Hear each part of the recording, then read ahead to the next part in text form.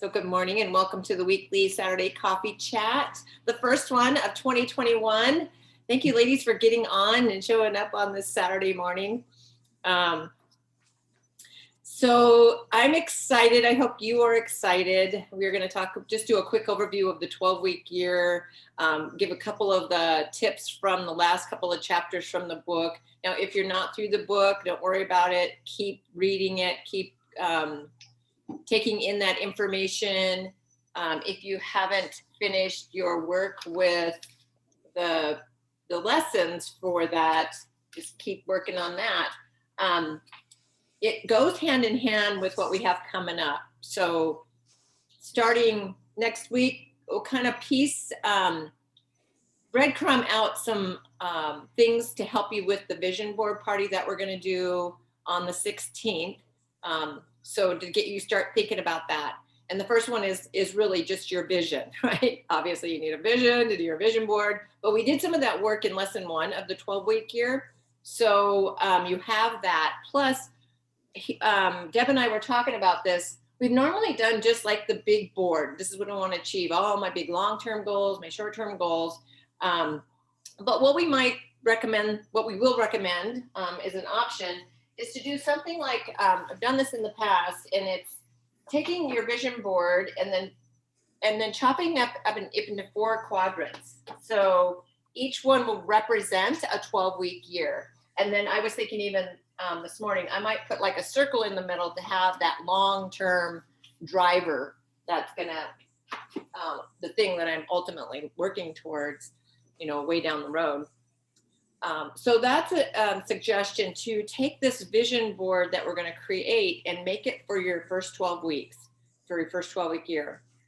So that kind of like makes it more doable as well.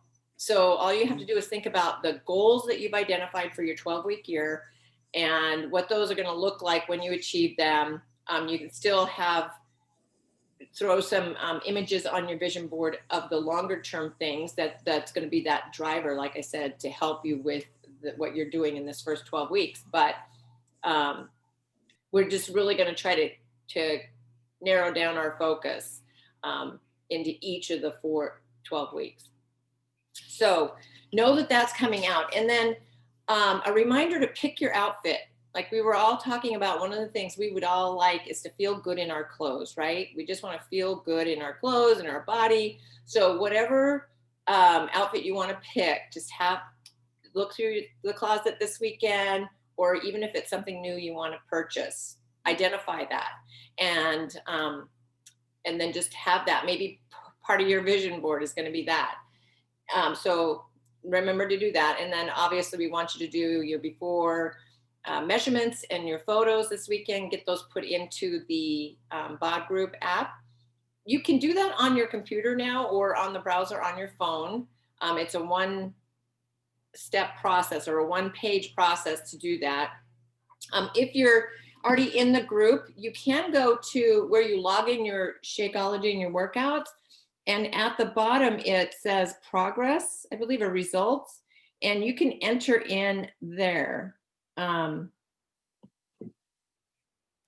Results. So just that last one is results. And if you click down on that, it has you put in your weight, your measurements, your progress photos, and then notes. So there's that. And then next weekend next month, or this month, actually, it's January, yay. The one thing is the book that we're gonna head into. So if you're done with the 12-week year and you want to start reading a new book, this is the one. I'm gonna start it Monday, and then on the 9th we have a coffee chat with a guest speaker who has been through the one thing a number of times.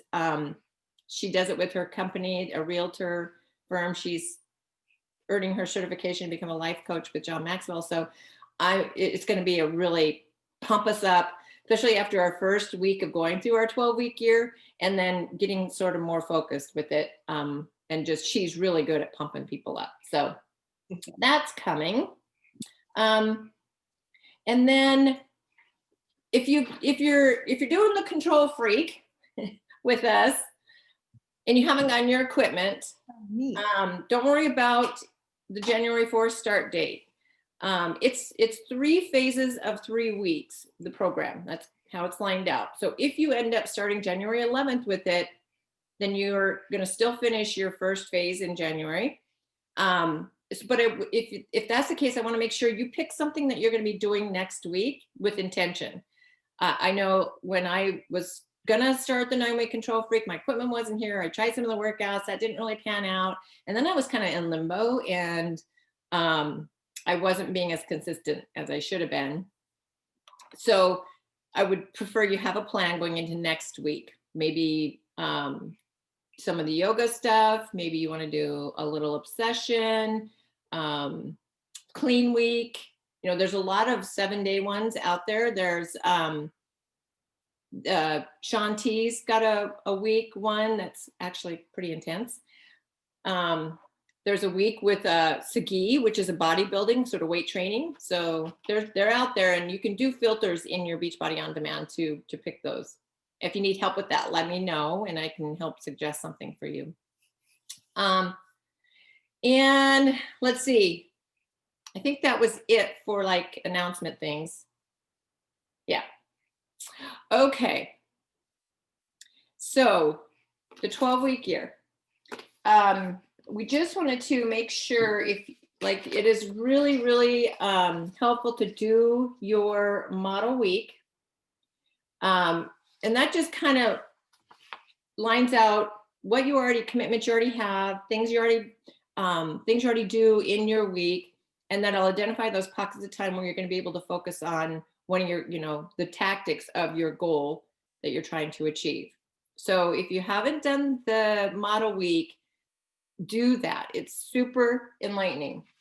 It's just a culmination of the things that we did in the lessons for the 12-week year. So what I like is you're going to have your goals up here, all your tactics, you drop them into your schedule, right? And we have it on digital as well. So if you didn't get that, let me know and I will make sure you get that. And then what we want to do is, if you're having trouble with putting this together, definitely reach out to me or to Deb so that we can help you with that. One of the habits that I think is super vital is creating the habit of planning before you head into your week. So obviously meal planning, it's going to save you mental energy. It's going to save you from reaching for things that in the moment because you don't have a plan or you're not prepared. And the same is with what we're doing, our activities that we're trying to do to reach other goals. So going into the week with a plan is just going to help save frustration, and we'll feel more at peace with what we're doing with the time that we have. So time management isn't really a time issue because we all have the same 24 hours. Now we have different commitments, different loads on us as far as what we've, our responsibilities and those kinds of things. But it's really it's a self-management. So we have to manage ourselves in how we use the time that we do have. All right. So that model week is really going to show you what that time is. So please do that. Okay, so I'm going to just talk briefly on the 12-week commitments. Chapter 19, the definition of the commitment is a conscious decision to take specific action to create a desired result. And actually, as it's defined in the dictionary, the state of being bound emotionally or intellectually to a course of action or to another person or persons. So that's a commitment. And it's accountability projected into the future. I like that statement because we're holding ourselves accountable to the things we want to achieve, but we have to do it in the moment. So that's our commitment, being committed to taking the daily action and the weekly action that get us to that ultimate first 12-week goal and, each week goal. So in this chapter on page 157, there's this diagram of the iceberg. And this was, it was kind of like a mind opening here for me, because and I think because of a lot of us go through this, there is stated intentions and then hidden intentions. So like an iceberg, we see that top piece that's out of the water, but there's a huge piece of the iceberg that's underneath the water that we don't see. Our stated intentions are the goals that we've defined and the things we want to achieve and the tactics that we've lined out. But the hidden intentions are like the limiting beliefs that we have that we carry with us, that kind of unknowingly at times sabotage the actions that we're going to take or our motivation. So part of the vision work that we're going to share with you, a worksheet that I got from another coach that she takes her people through. When you're creating that vision, because I want you to write it out again, just really solidify it. And it's going to be your vision story. When you're writing that out and you're identifying those things, you actually, any negative thoughts that pop in, those are your hidden intentions. So the example on page 158 in the book was talking a common New Year's resolution is to lose weight. So we state we want to lose weight, but then there's the hidden intentions of like, well, I like to eat things and I don't want to give up the enjoyment of food. I don't want to get out of my warm bed to work out in the morning. I don't want to expend the effort. These are all these subconscious talk that's happening in the back of our brain or in our brain. That is the story we've been telling ourselves at times. You know, I don't see myself at that weight. I've always been heavy. There's not enough time. All these things that we tell ourselves, right? So it'll be good as we're doing the 12-week year, we're working on our vision, we're identifying those hidden negative thoughts, and awareness is the key to being able to change those things. So once you've got those, what we'll also, you can do in the book, this commitment exercise. And really it's just taking your goals, like I will lose, or I will weigh 140 pounds, and state them in, you know, either I am, I will, that they are in existence, right? Actually did that post the other day, and we stated them as I want to.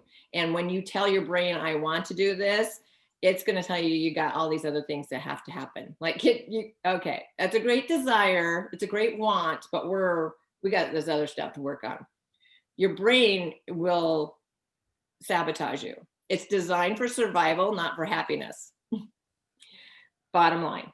Okay, so you're gonna, as you're doing the vision work and you continue on with your 12-week year, identify like goal statements, and those can be your affirmations. So if you're doing the morning savers, or you do a morning routine that includes affirmations, I would highly recommend, and how Elrod, the Miracle Morning Maker, does this. He has like, what do I want to achieve this month? And he gears his affirmations around that thing. So he is telling his brain, you know, and giving his brain, your brain is like a computer. It's like it needs an operating guide. And when you tell yourself the affirmations, you read your vision story, you look at your vision, you are giving your brain the input, and it's going to act on the input.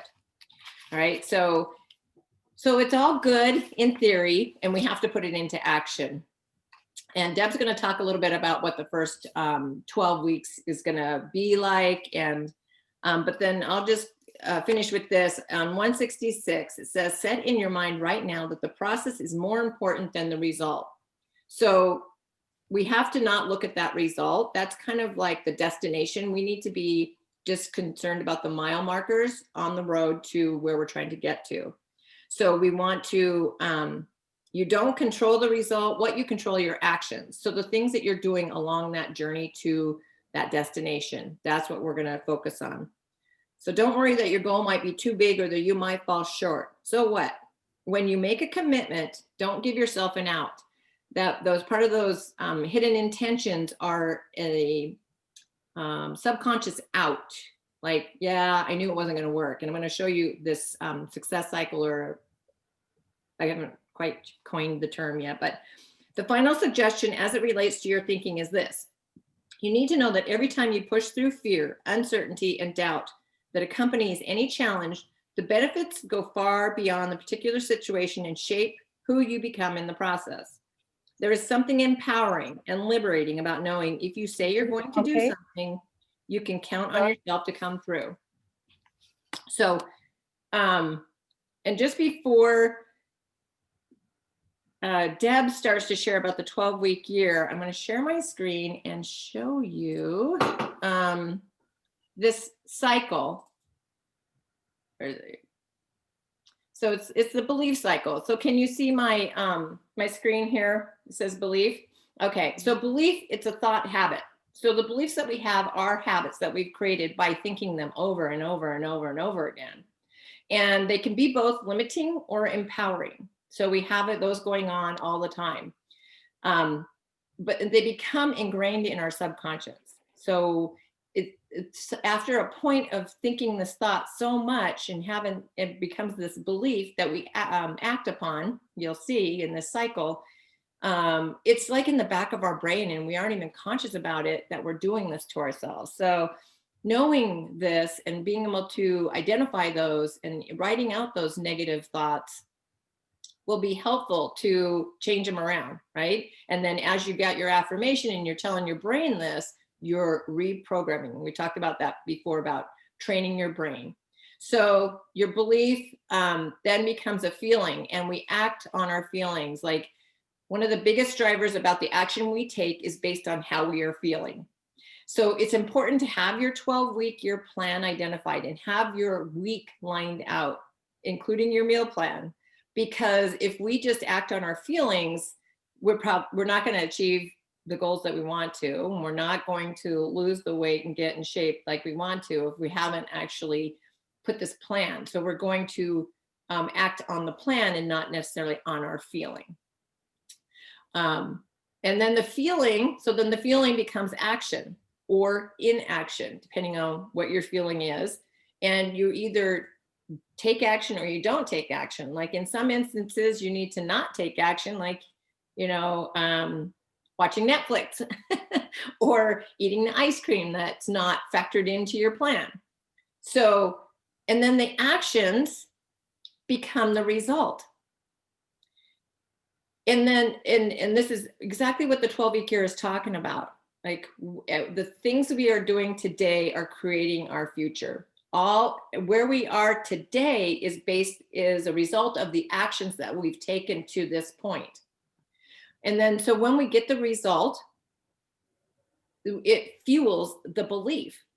So again, this can be limiting or empowering, right? So we really want to bolster up our empowering beliefs. If we have empowered beliefs, then we are feeling empowered and we're motivated. We're going to take the action, do the things we said we were going to do, have that commitment, be great in the moment, in those times when I'd rather just sit and not do this or not work out. I don't want to get up early, which happens to us a lot. If you take the action, you're going to get the result that you want, and that's going to continue to fuel your empowering belief. Okay, so, but it also happens the other way. If you've got a limiting belief and it makes you feel like you're not worthy, that never works for you, then you're not going to take action, or you're going to take very little action. The result is going to be you don't achieve, much progress, and you're like, see, and then it fuels that limiting belief, right? So this is keep this in the back of your mind when you're creating your plan. You're going into your week, you're wavering whether I should do this or not do this, because it's really up to you. And then it just falls in line too with the process. I can't even remember what it was called. I was trying to look really quickly in the book, where we define these goals that we want. And sometimes our hidden intentions tell us it's not going to happen, or we've dreamed big. We've got a big goal, it's a scary goal, and we just think it's impossible. But if we break it down into, we think about what if I were to achieve that? What would that look like? And then as you're breaking it down into the tactics, it becomes more possible. And then and that's part of that, how might I? Okay, if I want to achieve this, what am I going to have to do to get there? And then you can see it laid out. You've got a plan, and it becomes probable. Well, if I follow through on these things, if I'm committed, then it's probable. And you start executing, you start taking that action, and it becomes given. You start seeing the results. So it's really this mindset that we have to bring along on the journey with us. And if you have a plan, then you're going to be more inclined to take more action. If you just go about it randomly, thinking, oh, I know what I need to do, but I don't, and you don't really plan it out, then chances are you're not going to take the action that you need to, and you're not going to see the results. And it just keeps bolstering those beliefs that are limiting you. All right, so that's enough out of me on that. And then I'm going to turn it over to Deb. She's going to talk about chapter 20, the first 12 weeks. Yep, chapter 20, first 12 weeks. So as what Louise was talking about, this chapter began about this guy, a story about a guy not buying into his 12-week plan. So that's where that intention in your head and your mindset is. It's a commitment, and you're committing to do this. What is your biggest desire to do it? They're talking about it, do it.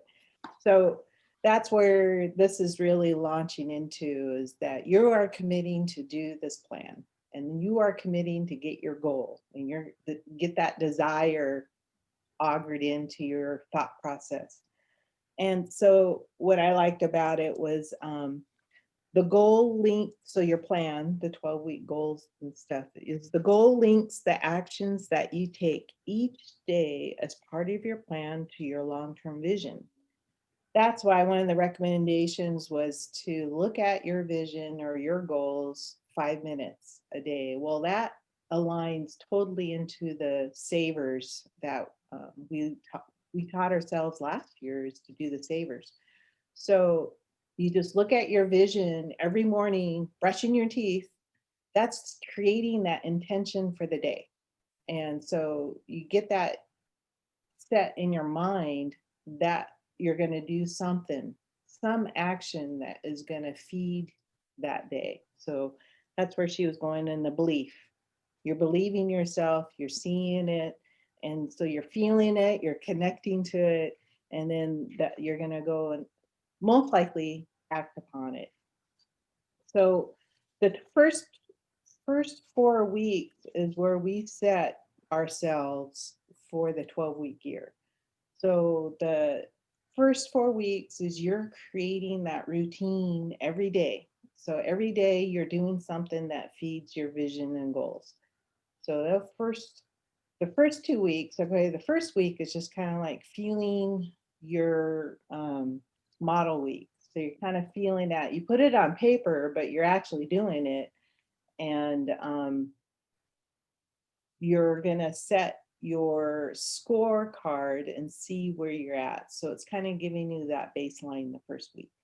So the second week, you're assessing your baseline and you're tweaking out your time. So that's where the model week becomes you're just tweaking your time. You're not changing this. No.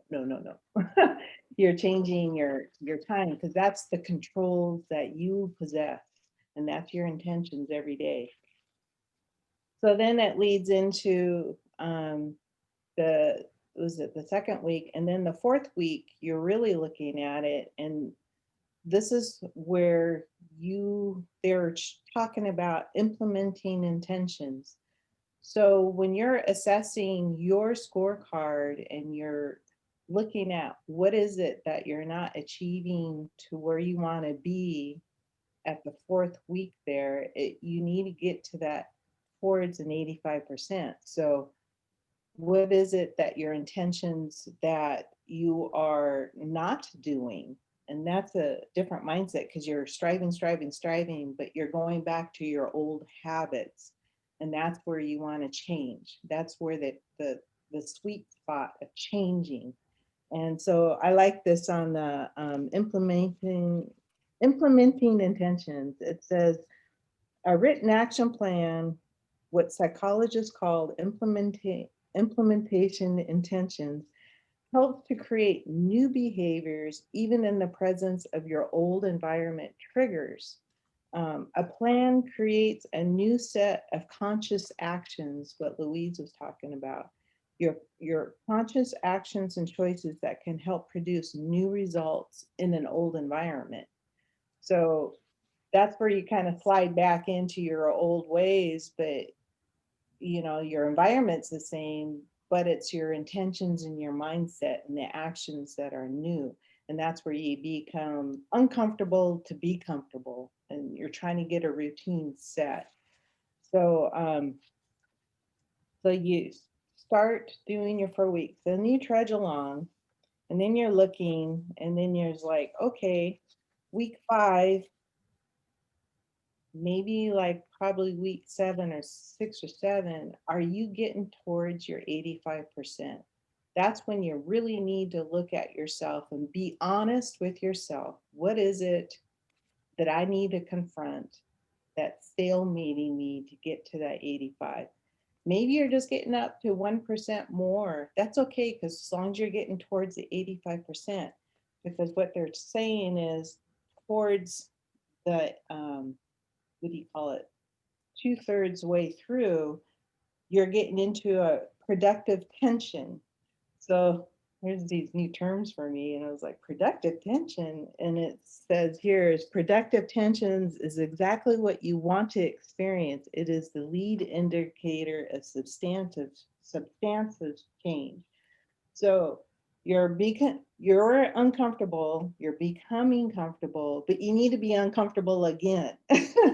So that's like when you're running and stuff, you're hitting the wall. And this is where like the 8 or 9, 10th week, you're just getting there, but don't give up.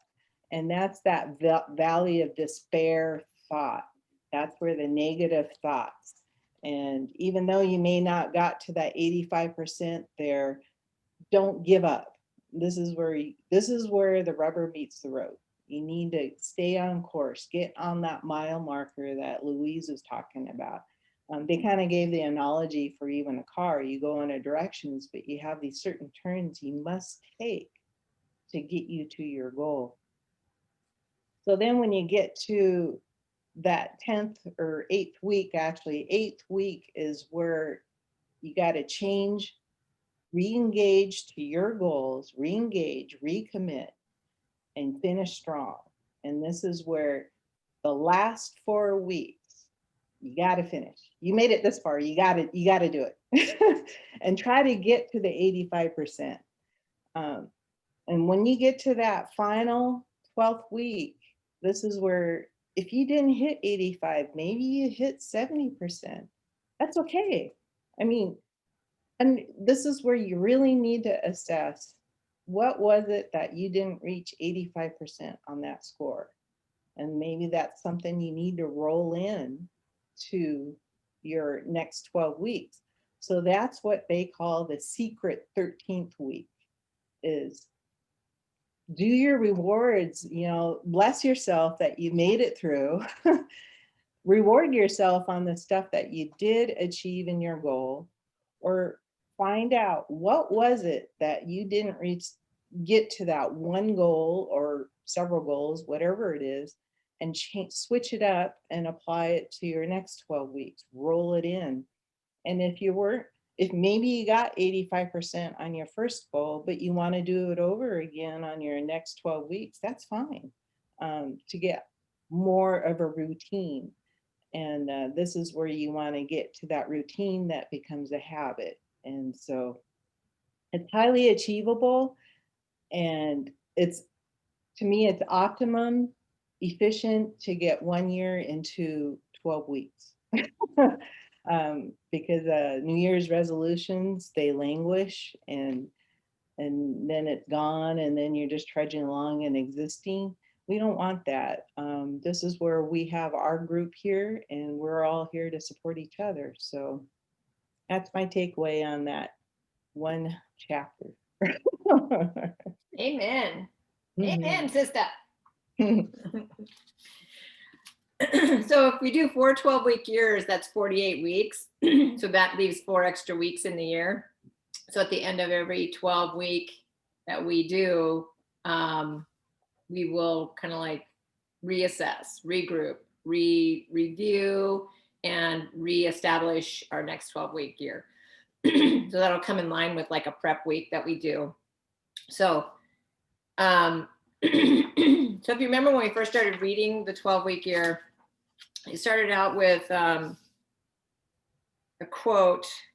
Thomas Edison said, if we only did what we are capable of doing, we would literally astound ourselves. We are capable of doing so much more. And that we have 2 lives, the life we live and the life we are capable of. So never settle for anything less than what you're capable of. And so this, putting this down into on paper, putting it into your schedule is just a tactical strategy to help you to become the person that you are capable of becoming, to achieving greatness. So I would just highly recommend do the work. And again, if you need help with it, definitely let us know. If you're, so in my mind, the scoring is like, sounds confusing, right? And every coffee chat, we'll just start out with like, everybody can have a minute to share, what they, just how did your week go? What was your score? If you can't figure out your score, we can help you with that. And then, like, what did you learn? What are you taking into the next week? And also it's going to be a reminder to make sure that you're planning for that next week. So we will help each other stay accountable. So does anybody have any questions right now? Everyone feeling comfortable with going into next week with a plan, with I intention? have a question. Yes, Linda. This 12-week year, I have been focusing on this group, but has anybody doing multiple ones? Like I'm thinking about doing a separate one for work, Oh, a week plan. Otherwise, my plan will be huge. yeah. Yep. So Yeah. in your goals, and this is going to be part of the vision board thing that I send you to, you put it into categories. So what do I want to achieve for like health and wellness? What do I want to achieve for family? What do I want to achieve for business or career? You could have multiple different categories. You definitely don't want to commit yourself to trying to achieve too much in the first 12-week year. Just Yeah. what are the things that are most important to me? Where am I out of kind of like out of balance with life? If I'm working too much and I need to focus more on fostering my relationship with my family and doing things there, then you're going to want to set a goal for your family. So it just kind of helps you have that Balance. yeah. They call it intentional imbalance because you are going to then focus more on family, so we're doing that on purpose. And not every one day is going to have a perfect balance of I spend time with family, I spend time at work, I spend time on myself. It's kind of like this intentional imbalance. What's important to me? So where am I going to spend that time? So yeah, Deb. Yeah, so what I'm hearing, thinking I'm hearing this right, is Sis wants to nest a model work week into a bigger model work week. So her strategic time block within that for work, I'm just thinking out loud, would be her other model work week. a sub-model work week. So, So long as you don't bleed over to your other goals. That's what, your time is precious. So anyways, that's how I was thinking. Mhm. Yes. what I'm doing is I made 3 goals, and I'm working in my 12-week plan, and now so I'm working on my second 12-week plan, which is one of my goals. I'm creating a second 12-week plan for one of my goals that is kind of a subcategory of one of those goals, like what you were saying, it's nested in. So like if work was one of your goals, which is kind of a work thing, it's dog training. So I'm making a training plan for a 12-week year for my dog training, which you could use for work as a goal. So yeah, it's kind of nested in one of those goals. Yeah. Yeah. So when you do the model week, you'll see where you have time to spend on each thing. And maybe your model week, you're already working full time away from home. You want to put in the blocks of time where you're at work. That's going to identify the time that you have left to work on the other things. So, and I shared with Sis, or Coach Deb, sorry, my first 12 week, and then I realized that I had planned too much for that 1 week. Right. And so that was a lesson for me, that I need to take the big picture and then shrink it down to the 1 week. What is it that I could achieve, instead of beating myself up thinking, oh, I can do this and these 4 major things Saturday or Sunday, or however I assigned it. And then I'm going, oh, the outline that I was working on took a lot longer and a lot more thought to it than just whipping it out. So yeah, and I'm on a time restraint at work. So I need to be mindful on how I use my time at work. So I figured out, like, the last 15 minutes of the day is when I could shut down. I can write my paragraph of what I did for the day, blah, blah, blah. So yeah, so that's what I was wondering. And of course, what threw me off was the holidays that we had on Christmas, and then of course New Year's. So I need to come up with a new plan. And on my little beanie, I was thinking grandiose is the year. I'm so used to doing this is a whole new concept for me to bring it. Okay, what do I want to do for the first 12 weeks? And this is new for me. And I'm going, oh, this is going to be really challenging. I did understand about setting aside blocks of time that you have to do.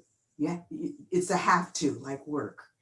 And that the rest of the time is where you can squeeze in your tasks for your goals. So it's forcing me to identify what those goals are, so I can be successful, instead of, well, I have tomorrow to do it. This book, I don't know how it got into my beanie, because all those things like, I want to stay in bed, the inactions. And so I'm doing better. I'm here this morning. So yeah. So I get it. So my mindset is getting out of the slump and being more positive that I could do this.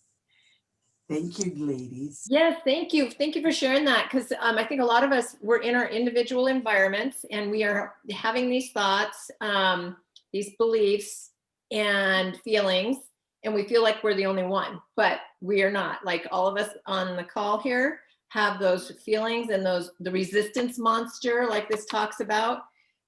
We all go through that. And there's many books written about it. So, it's not just us, it's a thing. So we're working through that. And then like Sheila on her plan at the end of the day, which is a good idea, just review your day. And if you're doing the control freak with your controlled stretches, just add that right in there.